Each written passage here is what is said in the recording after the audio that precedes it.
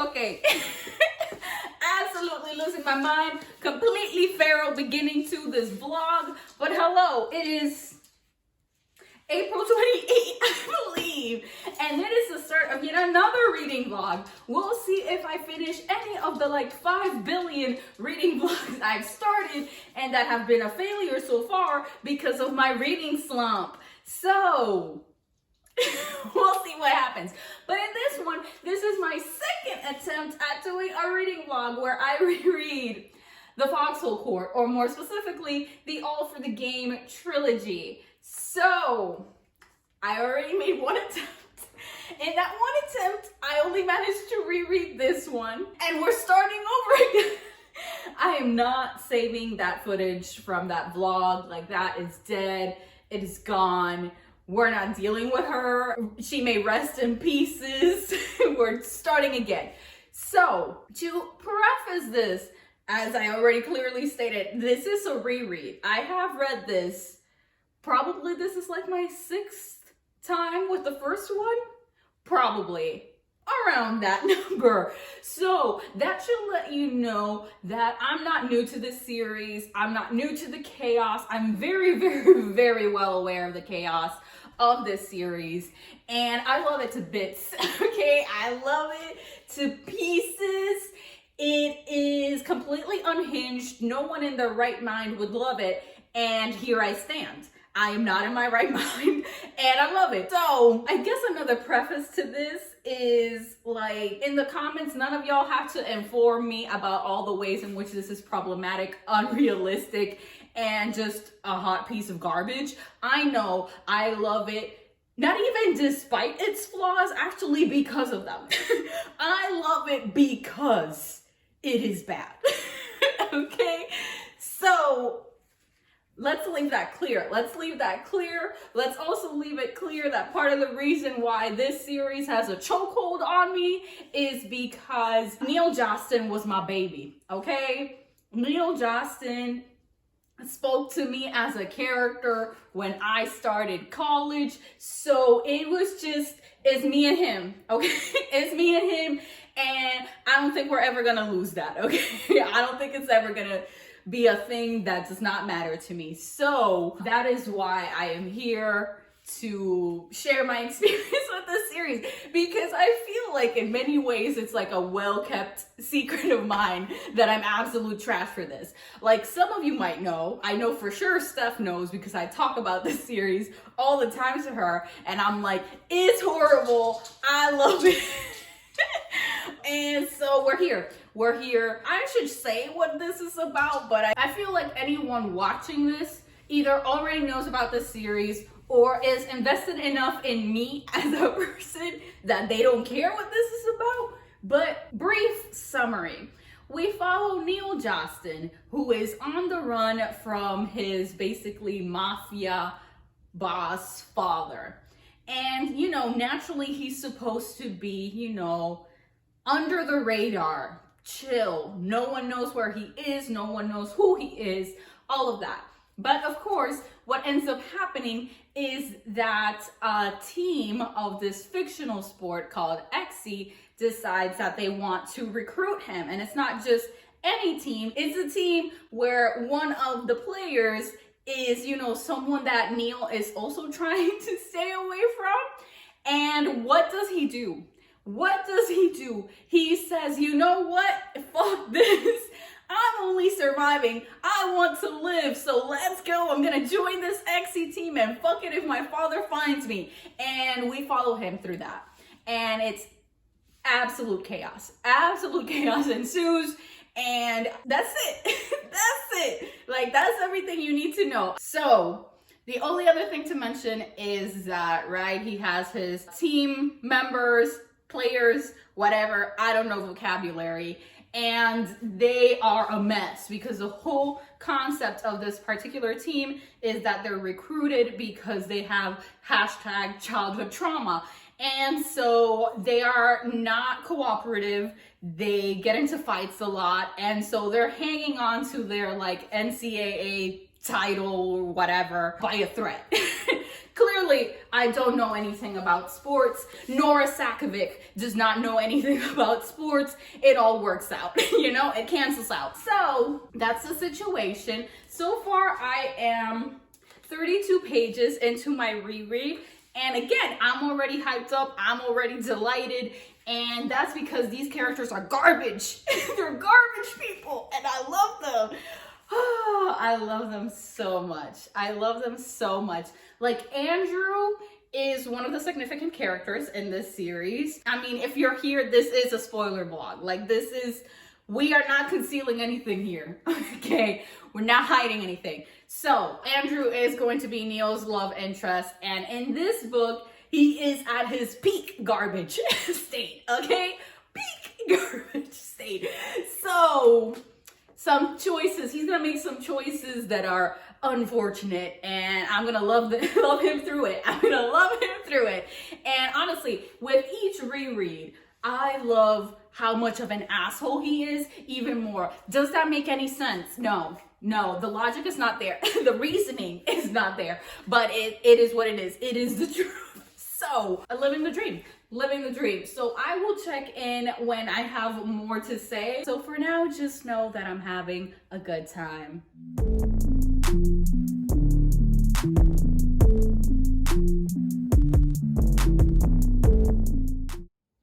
Hopefully third time's the charm, y'all, because I've been trying to film this update now so many times, and I keep rambling on forever because that's what I do when it comes to this series. So let's see if I can keep it together. But anyway, I am now 72 pages into the Foxhole Court, and I do have some updates. But before I give those updates, I feel like I have to do at least a quick run through of the characters, because I will be calling them all by name because I cannot do it any other way. There's too many people in here. Anyway, so we already know our protagonist is Neil, my baby, my son, my everything, the light of my life. So there's Neil. There's Andrew, who is his love interest. Also my baby, my child, the light of my life, but horrible. If Neil's bad, Andrew's like 15 times worse, and I love him. But anyway, there's Andrew, who is also referred to as a psychotic midget quite a few times in this book and probably in this series. He's one of the main characters that people have qualms with the representation of like mental health, and especially like prescription drugs for managing mental health issues, because we're not getting into it because I'm not a medical professional and I don't know enough about those medications. But let's just say the representation is hashtag questionable, and also the way that other team members treat him, okay? Like, let's take a little side quest there for a second. The way everyone talks about Andrew when he is clearly mentally ill is like, why are y'all like this? Y'all are garbage. But we already knew that. We already knew that here, but it's horrible. Like, if I think of it more objectively, I'm like, I hate all of you, and Andrew coming for y'all is deserved.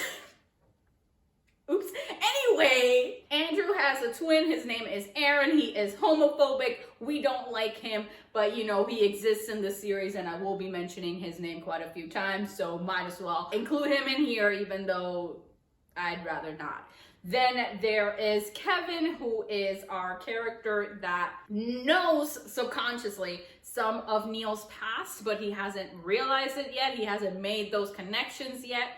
But, you know, he is our super obsessed Xe player. He is super professional, has dedicated his life to Xe for basically, I just said it, he's dedicated his life to it. So he doesn't understand people who are not like 100 billion% invested in the sport. And so he is messy because of that. And in a perfect universe where Nora Sakovic didn't make choices that she made, Andrew, Neil, and Kevin would have been our incredible, chaotic throuple, but that did not happen. In this universe, in this world that we live in, Nora Sakovic chose to make it so that it's only Neil and Andrew who are canon, but literally you read the trilogy and it lingers there because it was originally written as a throuple, and you read it you can pick up the vibes.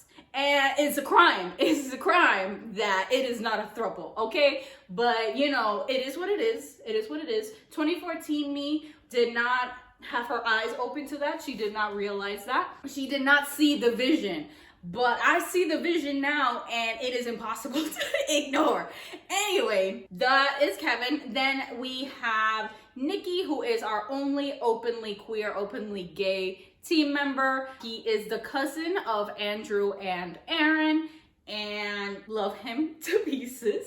Anyway, there is Dan and Matt. I don't have too much to say about them because they're pretty chill. Dan is the captain of the team. She and Matt just is perfect. They're lovely, incredible, but that's also why we don't have much to say about them, because when you have a bunch of chaotic team members, like the ones who are chill fall into the background, okay? So there's them. There is Allison, who's basically our material girl of the group. She's very, very wealthy, and she's materialistic. And she is who she is, and I won't be mentioning her too much because, again, not that relevant. Then we have, I feel like hardcore fans of this series might find this vlog and be like, why is she talking about these characters like this, like might get defensive? That is because I am a hoe for Neil, Andrew, and Kevin, and that's about it. I'm sorry, like everyone else is fine or I hate them, but whatever. Anyway, so there is Renee, who's basically a saint. Again, I don't have much to say about her. She's nice, whatever, it's all good. Then there's Seth, who is a piece of garbage and, you know, a complete mess. And he is not that relevant, but I will mention him because plot things happen that involve him in the first book. Anyway, as for the actual update that I was supposed to be telling you about, so one of the scenes that left me unhinged and is of course problematic is one where, what am I calling him? Aaron says, you know, a rape joke, and that's like mild. Like of the things that these boys say and do, a rape joke is like mild, but just, I guess, content warnings for that. But again, I feel like if you're here, you know. But anyway, so Aaron says, Nikki's scheming to rape Neil. And Andrew's response to that is completely feral and unhinged. And I love it. And what happens is that Andrew basically threatens to stab Nikki. And he's like, hey, Nikki, don't touch him. You understand? And Nikki's like, you know it never hurt him. If he says yes, and Andrew's like, I said no. And that feral response is everything to me. It is everything to me. Like, is it Andrew's business at all to say no in Neil's place? No. Neil is supposed to have bodily autonomy and decide for himself if he does or does not want to engage with Nikki in that way. And yet he's like, no, it's not happening. And then what makes it worse is that he's done the same thing with Kevin. So like Nikki was also interested in Kevin, which again, in this universe, in this world, is tragically heterosexual, a crime, absolute crime, absolutely disgusting that he has a girlfriend.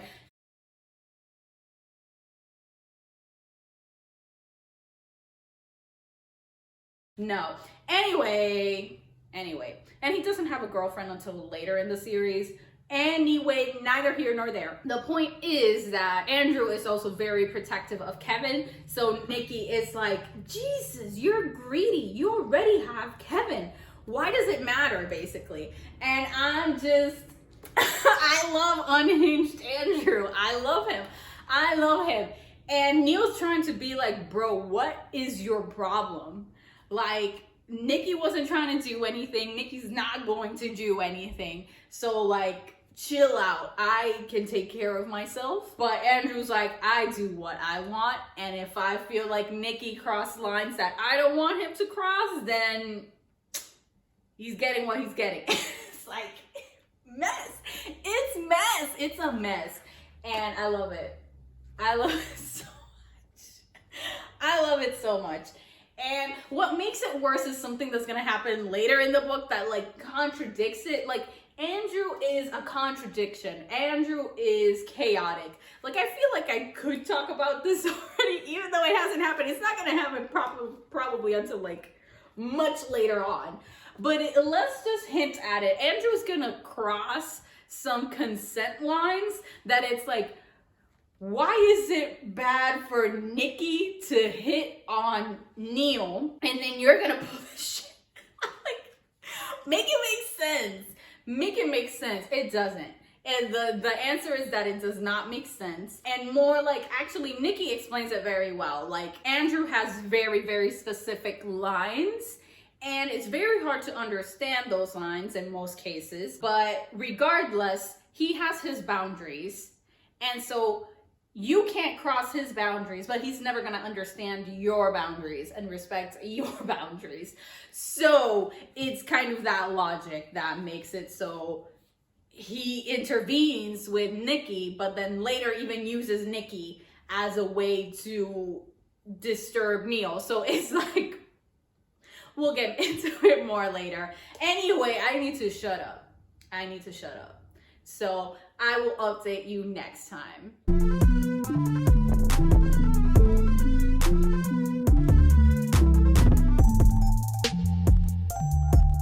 Okay, y'all, it is May 12th. Time for an update at long time. Actually, no, it's May 13th. I've been updating a lot of other vlogs, so I have my days tripped up. It is May 13th, and I am 112 pages into the Foxhole Court. I finally gave in and continued listening to the audiobook of this because I had tried to listen to In My Dreams I Hold a Knife because it's the book club pick for the genre soup book club. But truly what was calling to me was the audiobook of this one, because I had to interrupt it as well to finish, or try to finish, Sweet Hand, also for the genre soup book club, which I will have all the information linked down below for that book club that I co-host. But anyway, I finally surrendered. I finally accepted that what I really want to listen to is the audiobook of this. So I have made some progress. And we're getting close to the part I don't like about this book, but just read one of the moments I really, really enjoy. And it's a part where there's this whole drama where Kevin is, ran away from his toxic family, basically, like not his biological family, but the people who raised him who were unwell. They were unwell, and so they raised him in a very unwell way. But anyway, he's running away from them in essence, and he finds out that he's going to play against the team, that's part of that family that is not well. And so he's having a crisis about that, but he tried to keep it under wraps from Andrew, who's basically the guy who's like supposed to protect him. And so Andrew finally finds out the news that they're going to eventually be playing against that team that guy is in, Rico. I don't know why I'm not saying his name. Rico. It's freaking Rico, okay? I'm pretty confident anyone who's bothering to watch this either doesn't care about the character names or already knows who I'm talking about. Anyway, and so he finds out about that and realizes that Kevin was hiding that for, I'm pretty sure, like at least a month, maybe 2 months. And so Kevin's name is Kevin Day. And so Andrew's like, Mayday. Like the dumbass that he is. But then he's like, oh my, favoritism, deception, betrayal. How familiar after all I've done for you. He's such a little shit. He's a little shit, and I love him. He's like totally having a crisis over the fact that Kevin kept information from him. And I'm like, you know what? I respect it, because it's like Andrew's supposed to be protecting Kevin, and it's like, bro, you're not even gonna tell me about this huge major thing that will impact my ability to protect you? What is wrong with you? Love it. We love to see it. But I don't think anything else has happened that I want to hash out. The only other thing is that, you know, there's some girlies out there who ship Matt and Neil, and genuinely, I can see it.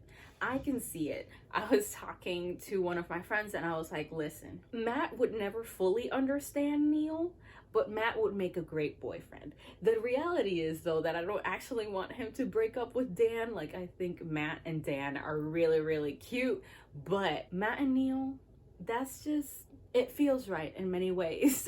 Just like Kendrell feels right. But anyway, I think that's everything I have for this update. I will keep you posted once I reach the part of this book that I despise. So see you then.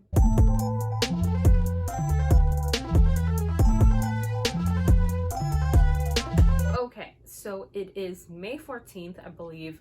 Maybe I'm a liar. And I'm 161 pages into the Foxhole Court. So I have finally gotten to the scene that I really did not want to reread, but you know, had to get through it. So we have the major scene here of Andrew drugging Neil against his will. And basically, Nikki and Andrew are the main ones that do the drugging. And for Neil, it's actually more upsetting that Nikki was involved, because Nikki, for the most part, has been very nice, very sweet, chaotic in his own way, but, you know, otherwise mostly harmless. And so Neil does confront Nikki and is like, how is this okay? It's not okay. And so Neil is actually very angry with Nikki afterwards and is basically like, fuck you. Like, how could you do this to me? How could you be involved in this?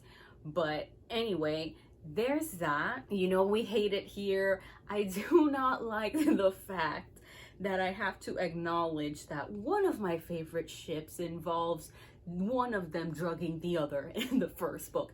Not a good time. Not a good time for anyone involved. And that's just Andrew being overprotective of Kevin. Does it make it right? No, but that was his reasoning. On to more lighter things, I guess. I mean, one of them is not really that light. One of them, actually two, is that Neil doesn't know how to process people caring about him and giving him gifts. And so literally the first time or it might not be the first time that Nikki hands Neil, I keep wanting to say Andrew. It's not Andrew. Nikki gives Neil a bag of like new clothes so they can go to Eden's Twilight, Columbia. That's where the drug situation happens. Anyway, he gives Neil that gift and Neil is literally like, exit, broken, I do not understand, I cannot comprehend this, and it breaks my little heart. And then the other scene is when Neil hitchhikes back from Columbia to Palmetto State to the university, and basically Coach Wymack is like, you dumbass, why did you take that risk? And he's like, well, I wasn't gonna ride back with Andrew and the rest of them. And Wymack is like, bro, what's going on up here? Clearly nothing, because I would have given you a ride. Hell, any of us would have given you a ride. If you didn't want to ride with Andrew and the rest of the monsters, you really did not have to. And Neil is like, for real? And it's like, yes, you dumb baby. Most people are nice and helpful. You are just a chaos. You are just a chaos disaster child. But not everyone is a chaos disaster child. And then lastly, the last thing I want to mention is that I love that Neil acknowledges that there is nothing going on up here. I love that he acknowledges it, because there's this one scene where they still don't know why Kevin wants to take Neil out of the dorms in the middle of the night. And so Neil is like, okay, I'm gonna go with him. And Seth is like, bro, are you stupid? Like, he literally says, are you stupid? And Neil says, yes, like a straightforward, direct yes. And I'm like, I mean, sometimes you go too hard with the truth, Neil. Like, sometimes he goes too hard with the lies, but sometimes he goes too hard with the truth. And I'm just, wow, amazing, iconic, incredible. So yeah, I think that's pretty much everything I wanted to say. I feel like I had remembered something else to say, but I can't remember. So until next time.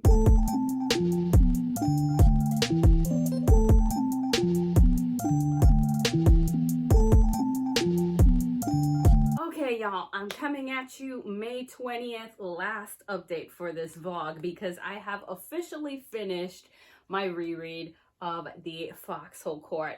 I have no thoughts in my head though. My only thought is that I'm pretty sure I lowered my rating of this last year from a 5-star to a 4-star, but it's back to being a 5-star. Even though it took me a while to reread this, I had such a good time. Like, what can I say? What can I say? I'm absolute garbage for this. And it's just phenomenal. Like, after the whole crap where Andrew drugs Neil and basically Neil hitchhikes back to the Foxhole Court and all of that, my issues with this, with the plot of this ends. And my joy begins, because one of the best scenes we have in the later, like 1/4 of this book, is the Rico and Neil basically verbal confrontation, fight, whatever you want to call it. The point is that Neil is iconic during it. Like, he literally rips Rico a new one, and it's beautiful. It's truly, truly beautiful. And after he basically stands up for Kevin during that interaction, Andrew's like, okay, maybe I can keep the little liar. Maybe I can keep him. It's okay. It's okay. So finally there's peace between Neil and Andrew. Neil doesn't trust it for a second because, one, essentially, since he ripped Rico a new one, that means he's put himself into even more danger, because Rico has the resources to find out about Neil's past. And so after the whole confrontation, Andrew is first like, you're stupid. I hope you know this. But second, I need you to stay here, because Kevin, for some reason, gives a fuck about you, and you have his interest, so I need you to stay here. So I will protect you, but you're gonna have to commit, basically. You're gonna have to commit to staying in the Foxhole Court. And I think for some reason, because I think Andrew sees that offer as something to benefit Andrew, because again, his point is that he wants Neil to stay because Kevin has an interest in Neil, because again, Neil and Kevin are obsessed with Exie, and so they're like at the same levels. Again, this is why this was meant to be a throuple, regardless. So I think he sees it that way. So I think he was still like, okay, what else do you want? I can't remember anymore. But the point is that he's like, you're gonna stay, okay? So either run away I'm giving you 3 hours to run away if that is your choice, but otherwise you have to go clubbing with me again, basically. And so Neil, like the dumbass that he is, decides to stay, and so he goes clubbing with them. And so at the end of that, they find out, why am I smiling? My reaction has nothing to do with what I'm about to say, but after they've gone drinking and all of that stuff, and they did, allow Neil's drinks to be clean, there was no tampering, no funny stuff. So after they've been out drinking, they get the news that Seth died. And so Neil is like, why would he kill himself? And Andrew's like, you are so dumb. You are so dumb. He did not kill himself, okay? He was out with Allison, and Allison was gonna have his back. She made sure that he was chill. So put 2 and 2 together. Put 2 and 2 together. Rico killed him, okay? Rico had him killed. And so that is basically the thrilling conclusion of this. is that they have a team member who has been murdered, and Neil's like, well, maybe I do have to leave because I don't want anyone else to get hurt. And Andrew's like, nah, no one else is gonna get hurt. We're already a small team. If they kill any of us, we can't play anymore. And the Tetsuji, is it? I think it's Tetsuji is the coach. Is a coach of the Ravens, which is the team that Rico is on.